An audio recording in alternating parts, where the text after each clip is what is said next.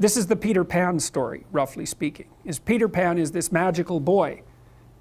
Pan is the god of everything, roughly speaking, right? And so it's not an accident that he has the name Pan. And he's the boy that won't grow up. And he's magical. Well, that's because children are magical. They can be anything. They're nothing but potential. And Peter Pan doesn't want to give that up. Why? Well, he's got some adults around him, but the main adult is Captain Hook. Well, who the hell wants to grow up to be Captain Hook? First of all, you've got a hook. Second, you're a tyrant. And third, you're chased by the dragon of chaos with a clock in its stomach, right? The crocodile. It's already got a piece of you. Well, that's what happens when you get older. Time has already got a piece of you. And eventually, it's got a taste for you. And eventually, it's going to eat you. And so Hook is so traumatized by that he can't help but be a tyrant. And then Peter Pan looks at traumatized Hook and says, well, no, I'm not sacrificing my childhood for that. So that's fine, except he ends up king of the Lost Boys. In Neverland, well, Neverland doesn't exist, and who the hell wants to be king of the Lost Boys?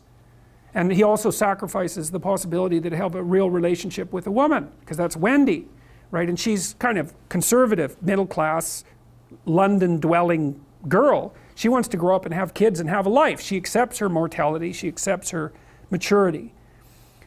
Peter Pan has to content himself with Tinkerbell. She doesn't even exist. She's like the fairy of porn. She doesn't exist. She's the substitute for the real thing. And so, but the dichotomy that you're talking about is very tricky, because there's a sacrificial element in maturation, right? You have to sacrifice the pluripotentiality of childhood for the actuality of a frame. And the question is, well, why would you do that? Well, one reason is it happens to you whether you do it or not. You can either choose your damn limitation, or you can let it take you unaware when you're 30, or even worse, when you're 40. And then that is not a happy day. And I see people like this, and I think it's more and more common in our culture, because people can put off maturity without suffering an immediate penalty. But all that happens is the penalty accrues, and then when it finally hits, it just wallops you. Because when you're 25, you can be an idiot. It's no problem.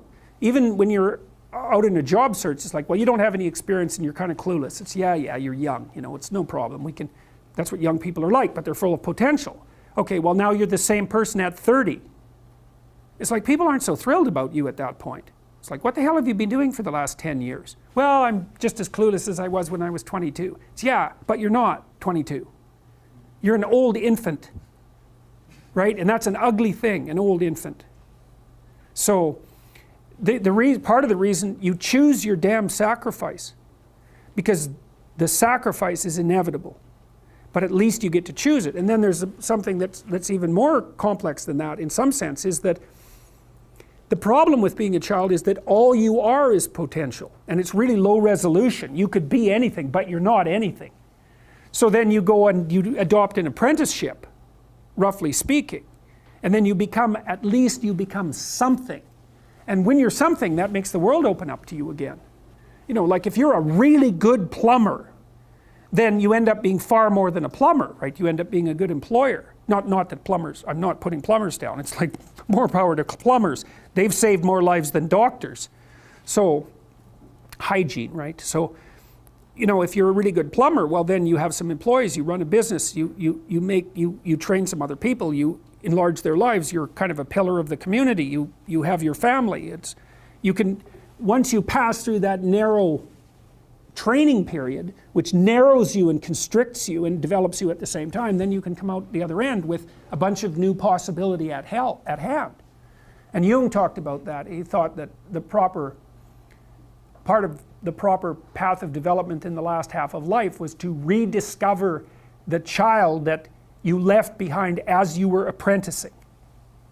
And so then you get to be something and regain that potential at the same time. Very, very smart. Well, he was very, very smart, so that's very wise thing to know.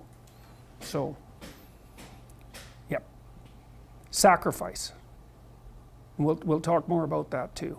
You get to pick your damn sacrifice. That's all. You don't get to not make one. So you're sacrificial whether you want to be or not. That's a good thing to know as well. So even though it's rather, it's a rough thing to figure out. But other questions?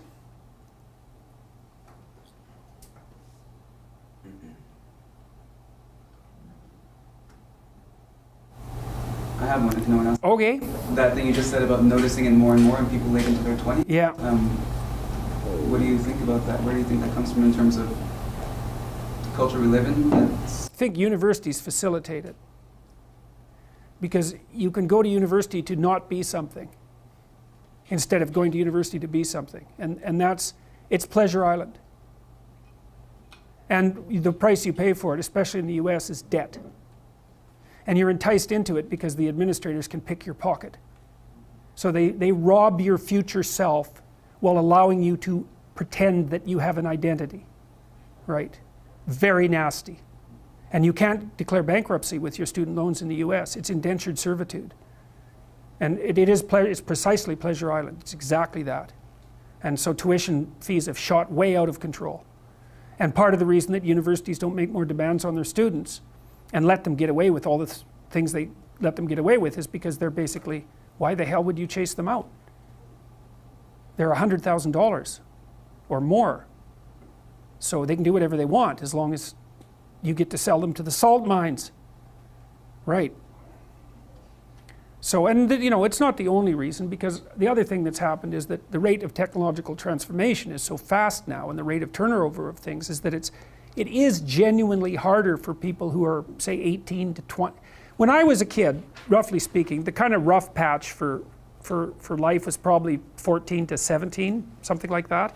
Now I think it's 18 to 25, something like that. And I think the reason for that is that all the jobs that the bloody hippies complained about being doomed to in the 1960s have now disappeared. Their problem was, oh my God, I'm going to go have to work for a corporation and get a salary for the rest of my life. And then I'll just end up in it with a pension, and that'll be my whole life.